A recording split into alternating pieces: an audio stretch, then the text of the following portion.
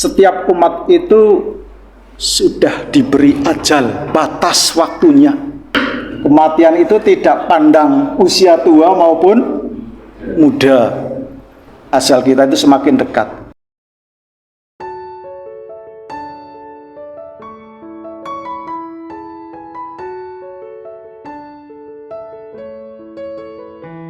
Bismillahirrahmanirrahim. Assalamualaikum warahmatullahi wabarakatuh. Alhamdulillahilladzi hadana li hadza wa ma kunna linahtadiya laula an hadanallah. Asyhadu an la ilaha illallah wahdahu la syarikalah wa asyhadu anna Muhammadan abduhu wa rasuluh. Allahumma shalli wa sallim wa barik ala nabiyyina Muhammadin wa ala alihi wa ashabihi ajma'in. Allahu ta'ala fi kitabil karim, a'udzu billahi minasyaitonir rajim. Ya ayyuhalladzina amanu taqullaha haqqa tuqatih wa la tamutunna illa wa antum muslimun. Al-ayah. Para sesepuh, bini sepuh ingkang tansah kula bekteni, para Bapak Ibu jamaah pengajian Takmir Masjid Pimpinan Ranting Muhammadiyah Pasiretan yang semoga dirahmati Allah Subhanahu wa taala. Yang pertama tentunya mari kita panjatkan syukur kita kehadirat Allah Subhanahu wa taala atas segala limpahan rahmat, taufik dan hidayahnya. Alhamdulillah pada kesempatan malam ini Allah Subhanahu wa taala masih juga mempertemukan kita, dan insya Allah pertemuan kita diikuti oleh orang-orang yang tetap sehat dan bahagia. Salawat dan salam semoga tetap tercurah kepada panutan kita Nabi Muhammad Sallallahu Alaihi Wasallam, keluarganya, para sahabatnya, termasuk kita, mudah-mudahan orang yang tetap menjalankan sunnah-sunnahnya. Bapak Ibu rahimakumullah, terima kasih sekali pada kesempatan malam ini saya masih diberikan kesempatan untuk bersilaturahmi di masjid yang indah ini, Masjid Al-Ikhlas. Silaturahmi yang dikemas oleh pimpinan ranting, oleh takmir masjid barangkali dalam rangka pengajian rutin malam Jumat. Mudah-mudahan dengan silaturahmi kita di sini akan menambah rezeki bagi kita, akan memperpanjang umur kita, dan juga selalu Allah akan memberikan kepada kita kesehatan fisiknya, sehingga dengan kesehatan fisiknya kita tetap semakin istiqomah dalam beribadah kepada Allah Subhanahu wa taala. Dan mudah-mudahan yang ada di sini termasuk orang-orang yang selalu tetap merindukan masjid ini untuk selalu beribadah secara berjamaah. Bapak Ibu rahimakumullah, pada kesempatan ini saya tadi sempat mendengar qiraah ya, kaitannya dengan ajal manusia. Oleh karena pada kesempatan ini saya akan menyampaikan tema tentang umur kita itu terbatas. Tema ini berasal dari Allah Subhanahu wa taala, bukan dari saya, tapi tema ini berasal dari Allah Subhanahu wa taala. Umur kita itu sangat terbatas. Yang memberikan batasan itu siapa? Allah Subhanahu wa taala. Itu sebagaimana Allah Subhanahu wa taala berfirman dalam Al-Qur'an, itu surat Al-A'raf ayat 34, walikulli ummatin ajal, dan setiap umat kita termasuk ya, setiap umat itu sudah diberi ajal, batas waktunya. Yang memberi tentunya adalah Allah Subhanahu wa taala yang memberikan batas waktunya, ajal. Setiap manusia itu sudah ditentukan ajalnya.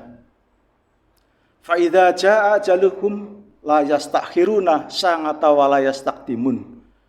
Dan apabila datang ajal kalian, maka kalian tidak akan ada yang bisa mengulur atau mengundur gitu, memperpanjang, atau ada yang bisa memajukan, tidak ada yang bisa. Semua itu ajal sudah ditentukan oleh Allah Subhanahu wa taala. Kalau Allah tidak menentukan ajal, artinya ajal manusia itu bisa diatur oleh manusia.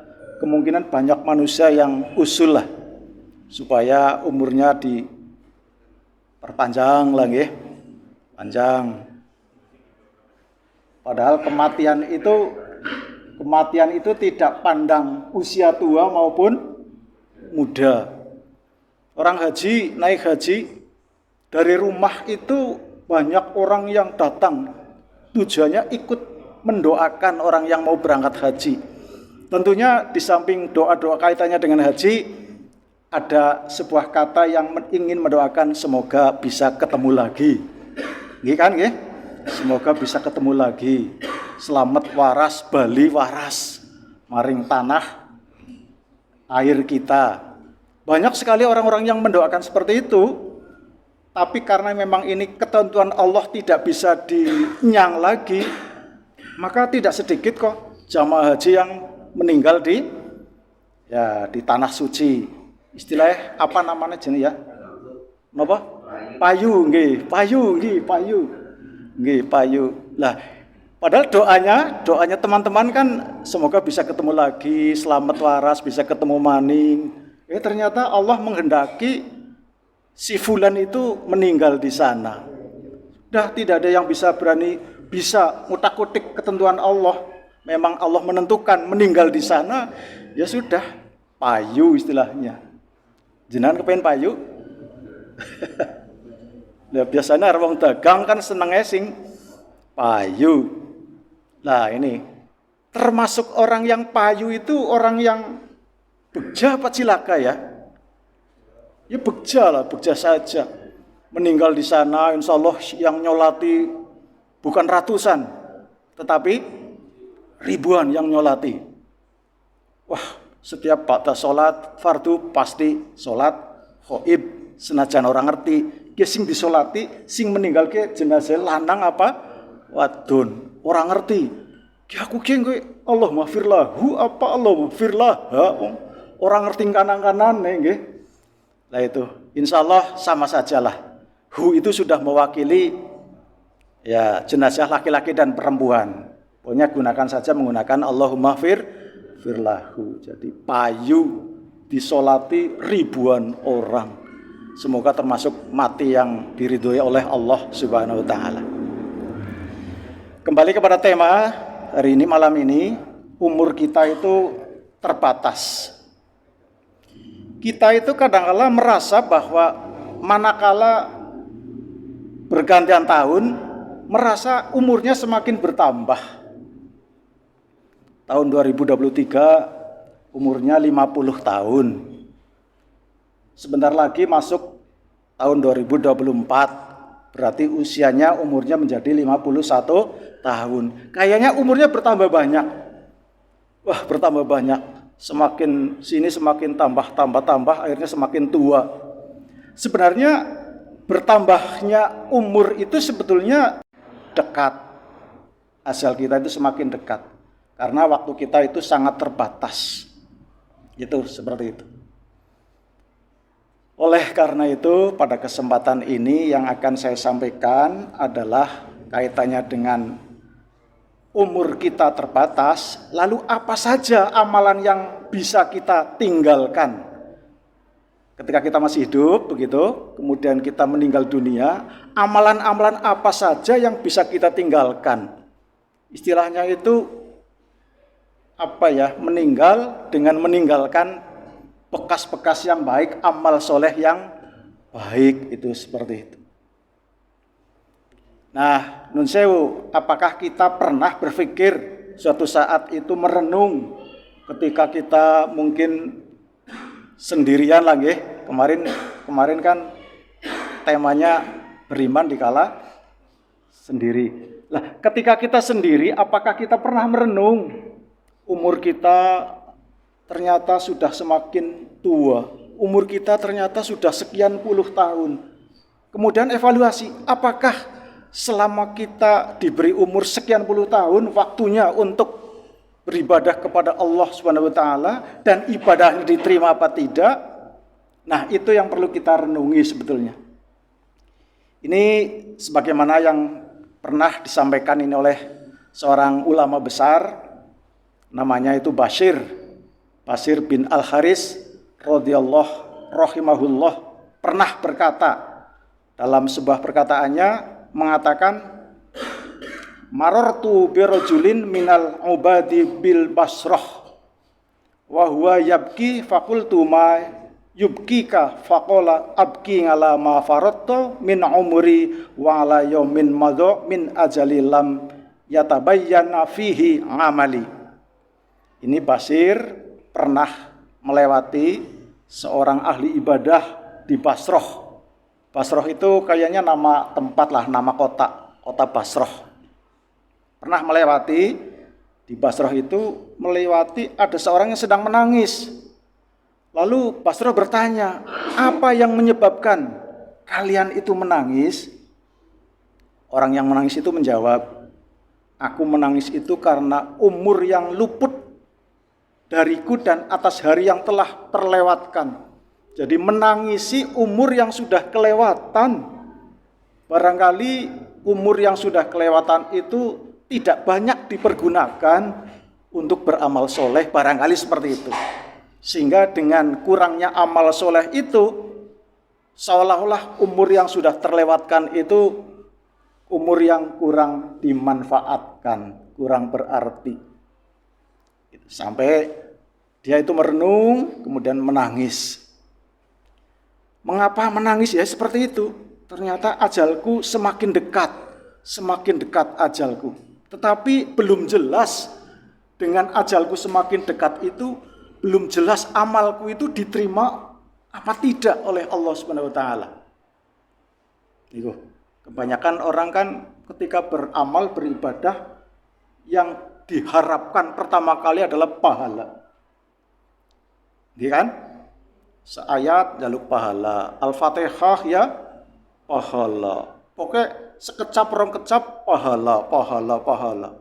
Jadi etung banget. Kita termasuk etung bisa lah. Sedetik-detik jaluk pahala. Padahal Allah itu memberikan, mencurahkan nikmatnya kepada kita tidak bisa menghitung saking banyaknya. Kita sekecap rong kecap jaluknya pahala. Lah itu kebanyakan seperti itu. Padahal mestinya yang menjadi harapan kita ketika kita beribadah kepada Allah Subhanahu wa taala itu tentunya yang pertama adalah ridhonya. Ridho Allah Subhanahu wa taala. Sebab manakala amal-amal yang kita amalkan itu Allah memberikan ridhonya, pasti Allah akan memberikan pahalanya. Jadi yang kita minta pertama itu adalah ridho atau pahala? Ridho, nggih. Jangan pahalanya dulu. Karena ya seperti itu, kebanyakan kita itu sering mendengar dengan Al-Fatihah saja pahala. Al-Fatihah pahala lah, itu seperti itu. Jadi yang utama adalah ridhonya. Ridho Allah terhadap yang kita kerjakan itu. Mestinya seperti itu lagi. Jadi ridho Allah Subhanahu wa taala. Itu. Kemudian amalan apa saja yang bisa membekas di saat kita sudah tiada? Setelah kita meninggal dunia, ya kita berusaha kan agar kita itu meninggalkan bekas-bekas, tentunya adalah amal-amal yang baik. Jangan meninggal dolos bae lagi, meninggal dunia tanpa bekas amal soleh. Ini tergolong orang-orang yang rugi dan celaka. Tetapi manakala kita meninggal dunia, mudah-mudahan kita meninggal dunia dengan meninggalkan bekas-bekas amal yang baik. Di antaranya itu bekas yang paling baik itu pertama adalah tentang kesolehan. Kesolehan, niku nggih. Makanya kadang-kala masih kecil sudah dikutang-kutang, moga-moga anakku besok gede dadi anak yang soleh. Kutang-kutang. Tidak ada orang tua yang ngutangnya itu ora pik lah nggih. Rata-rata wong tua ngundang, ngutang sih napa bahasa Jawa liyane ngundang napa? Mengharapkan nggih. Tidak ada orang tua yang mengharapkan ngutang anak iki ala ora pik. Mesti sing apik-apik. Sing tegubuni rata-rata dadi dokter. Udangan ku rata-rata dadi dokter masa. Sing dadi polisi langka pakai ndar, polisi be pensiun wis. Itu rata-rata jadi dokter itu. Berarti wae patung pada meriang wong nggih. Masalah itu. Jadi bekas kita ketika kita meninggal dunia yang pertama adalah kesolehan. Nah, manfaat dari kesolehan itu antara lain adalah kita mendapatkan doa dari orang lain. Kalau kita jadi orang soleh, nun sewu kayak panjenengan sedoyo nggih, mudah-mudahan termasuk golongan orang soleh, itu manfaatnya panjenengan kita semua itu akan mendapatkan doa dari orang lain dan juga doa dari para malaikat niki, luar biasa. Itu seperti itu. Jadi kalau kita panjenengan ingin selalu didoakan oleh orang lain dan doanya itu dikabulkan oleh Allah Subhanahu wa taala, syaratnya adalah kita panjenengan pertama harus jadi orang yang soleh, gitu seperti itu. Insya Allah orang soleh itu didoakan oleh orang lain, didoakan oleh para malaikat. Ini sebagaimana surat Al-Mu'min, surat Al-Mu'min ayat 7 itu para malaikat itu mendoakan. Malaikat-malaikat yang memikul ars dan malaikat-malaikat yang berada di lingkungan kita itu selalu bertasbih kepada Allah, memohonkan agar orang soleh itu diberikan rahmat, diberikan anugerah dan juga ampunan. Doanya sangat luar biasa. Jadi orang soleh itu didoakan oleh orang lain dan juga didoakan oleh para malaikat. Ini ada dalam surat Al-Mu'min ayat 7. Itu seperti itu. Kemudian bukan hanya para malaikat saja yang mendoakan, orang-orang soleh itu juga ketika sedang sholat tasyahud. Dalam sholat kan ada tasyahud ya. Tasyahud.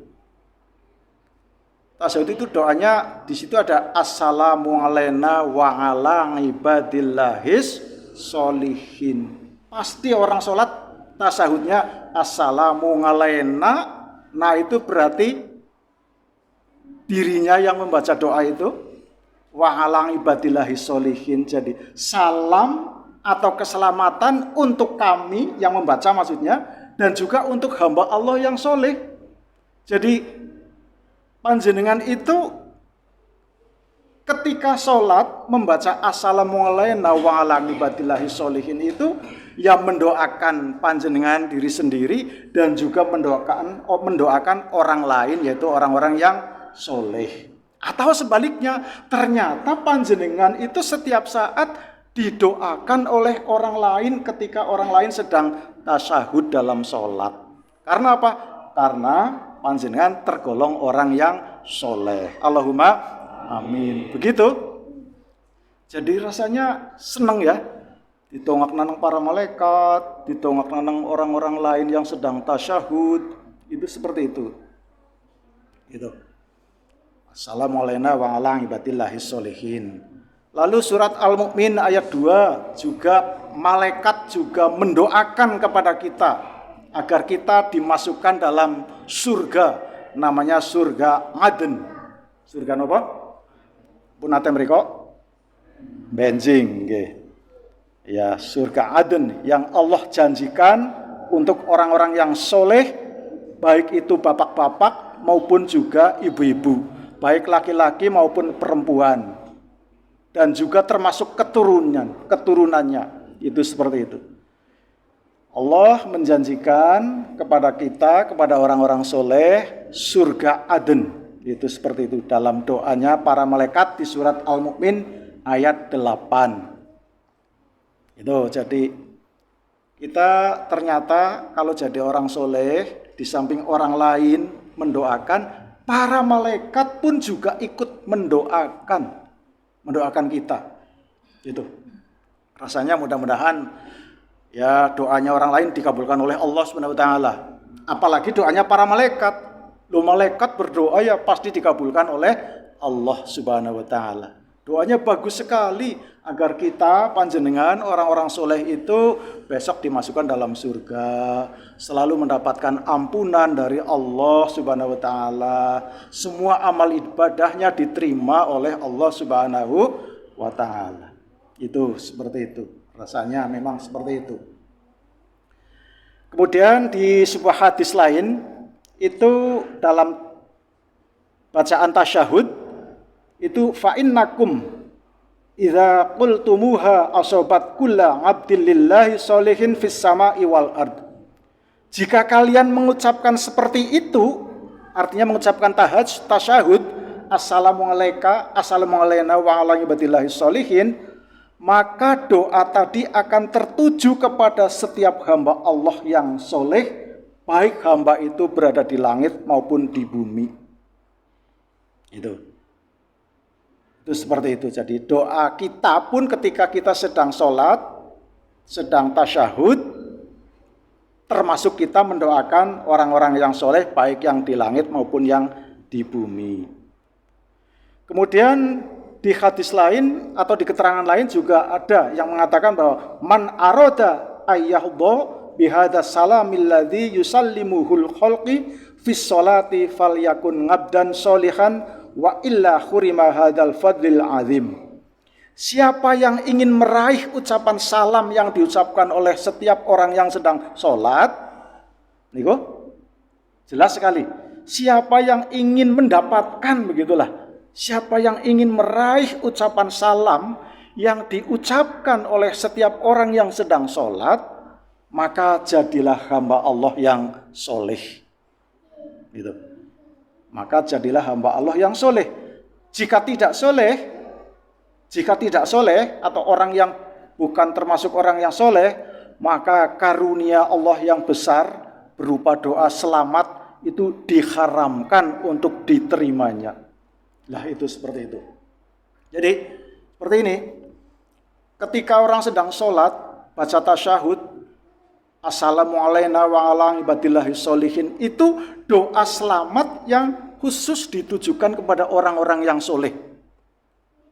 Mereka-mereka yang tidak termasuk orang soleh, tidak termasuk yang mendapatkan doa dari orang-orang soleh itu. Itu jadi kesimpulannya, pokoknya kalau kita ingin didoakan oleh orang lain dan doanya dikabulkan oleh Allah, maka syaratnya kita menjadi orang yang soleh. Itu seperti itu. Ya, mudah-mudahan ini termasuk golongan orang-orang yang soleh. Itu. Kemudian yang kedua, ketika kita tiada, hendaknya kita meninggalkan bekas. Yang pertama tadi kesolehan. Yang kedua sekarang adalah kesolehan orang tua yang akan berpengaruh pada keturunan. Nah ini nun sewu. Kadangkala kesolehan orang tua itu kesolehan, artinya orang tua yang bertakwa kepada Allah Subhanahu wa taala. Itu sangat berpengaruh kepada keturunan. Istilah Jawa, kacang orang ninggal lanjaran napa nggih? Nggih. Bener napa kacang orang ninggal lanjaran? Kacang jebrul nggih. Kacang orang ninggal lanjaran. Itu paribasan apa ya? Saya kurang begitu paham. Nun sewu Pak Marjono, paribasan apa-napa niku nggih? Ungkapan nggih. Kacang orang ninggal lanjaran. Wong Jawa niku nggih. Jadi kesolehan orang tua itu sangat-sangat berpengaruh. Mudah-mudahan seperti itu. Ketika orang tuanya itu jadi orang yang bertakwa, rajin beribadah kepada Allah, rajin jamaah di masjid, insya Allah anak cucunya itu akan mengikutinya. Nirulah seperti itu. Itu seperti itu. Tuh nggih. Makanya ini bagi kita selaku orang-orang tua itu, mari kita di samping beribadah hanya mengabdi kepada Allah Subhanahu wa taala, kita ingat bahwa kita itu punya anak cucu atau punya keturunan. Semoga keturunan kita termasuk keturunan orang-orang yang menjadi orang yang soleh, begitulah. Kemudian yang ketiga itu setelah kita tiada itu menjadi pelopor kebaikan. Pelopor kebaikan. Pelopor kebaikan itu artinya orang yang Pelopor itu kan orang yang pertama kali memberikan contoh kebaikan. Itu seperti itu.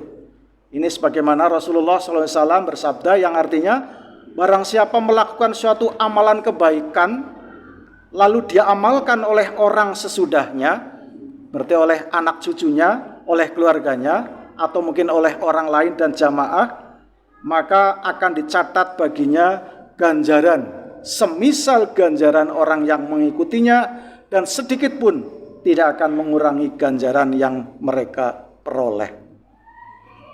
Nah ini mungkin termasuk balihungani walau ayah, sampaikanlah ilmu walaupun hanya satu ayat. Orang yang menyampaikan kebaikan kepada orang lain, kemudian orang lain ikut melakukan kebaikannya, insya Allah orang yang menyampaikan kebaikan itu akan mendapatkan pahala dari Allah Subhanahu wa ta'ala. Dan pahalanya tidak ada yang berkurang. Yang memberi contoh dan melakukannya itu sama saja akan mendapatkan pahala dari Allah Subhanahu wa ta'ala. Itu seperti itu. Makanya ya mudah-mudahan kita termasuk orang-orang yang ketika sudah tiada begitu, kita meninggalkan bekas-bekas yang baik, misalkan ilmu yang diajarkan dan disebarkan, walaupun ilmu tingkatannya rendah, misalkan kayak di masjid-masjid sini mungkin ada yang ngaji Iqra, ada yang ngaji Quran, atau mungkin yang lainnya, itu termasuk juga menyampaikan ilmu dan sebagainya.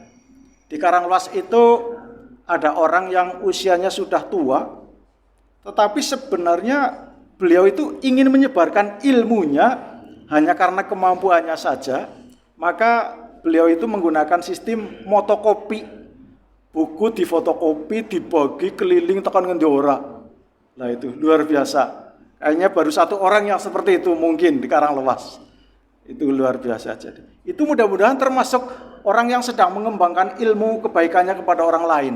Manakala orang lain itu mengamalkannya, mudah-mudahan termasuk mendapatkan pahala dari Allah Subhanahu wa ta'ala. Itu. Kemudian yang kedua itu ketika kita tiada, lalu kita mudah-mudahan bisa meninggalkan anak yang soleh. Anak yang soleh. Kita meninggal dengan meninggalkan anak-anak yang soleh. Insya Allah anak yang soleh itu selalu mendoakan kepada orang tua yang sudah tiada. Sangat prihatin sekali orang meninggal dunia nun sewu, tetapi keluarganya atau mungkin anak-anaknya mereka masih belum bertakwa kepada Allah Subhanahu wa ta'ala. Celaka sekali seperti itu. Meninggal dunia dengan meninggalkan keluarga yang belum bertakwa kepada Allah Subhanahu wa ta'ala. Celaka sekali. Bahkan kadang-kala masih ada orang yang orang tuanya meninggal dunia, yang mestinya kan ikut nyolati, malah ketungkul nang jero omah, sing nyolati cukup nang kaji medok. Lah ini sangat prihatin sekali lah. Sangat prihatin. Orang tuanya meninggal dunia, tapi anak cucunya, istrinya dan sebagainya tidak ikut nyolati. Ini sangat prihatin sekali. Sholat jenazah kan tidak harus qayyim, Mbak. Tidak harus qayyim, siapa saja boleh nyolati jenazah. Dan saya kira sholat jenazah itu sholat yang paling gampang, paling mudah. Orang kudu goleti klasa, orang kudu goleti sajadah, bed-bedan ya kena. Itu gampang sekali. Makanya mari kita bersama-sama, walaupun hal-hal seperti ini adalah hal yang sepele, ya paling tidak keluarga kita, nun sewu, putra-putra kita itu ngerti doa sholat jenazah lah. Ngerti doa sholat jenazah. Bapak Ibu putranya pun apal doa sholat jenazah nggih. Alhamdulillah. Sampun apa dereng? Bener kula sampun. Nggih. Ya monggo lah. Dipikirkan bersamalah. Diwarai kon dadi apal doa sholat jenazah. Jangan sampai ketika kita meninggal dunia itu anaknya, istrinya tidak ikut nyolati lah. Sangat menyayangkan sekali begitu. Sangat menyayangkan. Tapi mungkin perlu sekali anak-anak kita walaupun masih kecil hafal doa sholat. Hafal doa sholat. Karena PPG kan biasanya anak-anak kecil Ya yang dipraktekkan ya sholat-sholat biasa lah nggih. Sholat biasa, sholat yang 5 waktu lah. Ya itu terpikirkan juga doa-doa sholat jenazah. Ajal kan tidak tahu begitulah. Niater marahi anake doa sholat jenazah malah urung dewariacan wis meninggal duluan. Lah itu ngajok sekali. Itu seperti itu. Jadi hal yang seperti ini pun harus kita pikirkan. Mudah-mudahan anak-anak kita, anak cucu kita hafal doa-doa sholat jenazah maksudnya.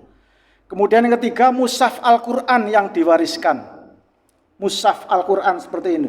Ini bisa diartikan Quran itu mushaf Quran, artinya memberikan Quran supaya Quran itu dibaca oleh orang lain. Itu bisa. Atau bisa diartikan menyampaikan pelajaran Quran. Supaya anak-anak kita pandai membaca Quran, diawali dengan Iqra dan lain sebagainya. Itu juga termasuk seperti itu, artinya memberikan warisan berupa mushaf Al-Quran. Kemudian yang berikutnya meninggalkan masjid yang dibangun. Wah, ini termasuk Pasir Wetan. Pasir Wetan ini masjid yang indah dibangun oleh masyarakat, khususnya adalah masyarakat Pasir Wetan. Jadi ketika meninggal dunia sudah pernah bangun masjid lah nggih. Nggih napa? Nggih. Nggih. Ketika meninggal dunia kita sudah pernah bangun masjid. Ya artinya mudah-mudahan kita ya panjang umur lah nggih. Ya kita kan selalu berdoa Allahumma tawil umurana bil iman wal Islam gitu kan nggih. Berikan panjang umur yang iman yang Islam. Karena apa? Panjang umur, masjidnya baru, ingin memakmurkan masjid. Itu seperti itu. Jadi beberapa hal yang perlu kita pikirkan karena azal itu tidak ada yang tahu hanya Allah Subhanahu wa taala. Mudah-mudahan kita itu ketika kita dipanggil oleh Allah Subhanahu wa taala sudah meninggalkan bekas-bekas amal soleh. Syukur-syukur sudah meninggalkan misalkan tanah wakaf, membangun masjid dan lain sebagainya, anak soleh. Lah itu ilmu yang bermanfaat, yang seperti itu yang termasuk amal jariyah. Termasuk juga orang tua yang meninggal dunia, orang tuanya itu dikala hidupnya adalah tergolong orang yang ahli ibadah, rajin sholat jamaah di masjid, rajin puasa, baik yang wajib maupun yang sunnah, suka infak, zakat, sedekah dan sebagainya. Ketika orang tua meninggal dunia, lalu amalan kebiasaan yang dilakukan oleh orang tua diteruskan, dilestarikan oleh keluarganya, apa itu istri, apa itu anak cucunya. Insya Allah amalan-amalan yang pernah diamalkan, dilakukan oleh orang tua yang sudah tiada, termasuk amal jariyah. Itu seperti itu. Itu jadi mudah-mudahan kita itu tergolong orang yang benar-benar menyiapkan segala sesuatunya untuk persiapan manakala kita dipanggil oleh Allah Subhanahu wa taala. Jadikan umur kita saat ini untuk meninggalkan bekas-bekas yang baik, meninggalkan bekas-bekas yang baik. Mudah-mudahan dengan kebaikan-kebaikan yang kita tinggalkan itu termasuk bekal kita untuk menghadap kepada Allah Subhanahu wa ta'ala. Bapak Ibu rahimakumullah, itu saja yang perlu disampaikan pada kesempatan malam ini. Intinya adalah mari kita bersama-sama sebelum kita dipanggil oleh Allah Subhanahu wa ta'ala, mari kita membuat bekas-bekas, mari kita beramal ibadah sebagai bekas ketika kita dipanggil oleh Allah Subhanahu wa ta'ala. Semoga bekas-bekas yang baik itu senantiasa akan bermanfaat baik dirinya maupun juga pada anak cucu atau keturunannya. Saya kira itu yang perlu disampaikan pada kesempatan ini. Mudah-mudahan apa yang saya sampaikan bisa sedikit dipahami. Mungkin sedikit dipahami lagi. Ya, syukurnya banyak. Atau mungkin bisa sedikit menambah pemahaman bagi kita bahwa ternyata memang kita membutuhkan bekal untuk menghadap kepada Allah Subhanahu wa taala hanya dengan bekal takwa kepada Allah Subhanahu wa taala. Itu yang perlu saya sampaikan, mudah-mudahan bermanfaat. Billahi taufiq wal hidayah. Assalamualaikum warahmatullahi wabarakatuh.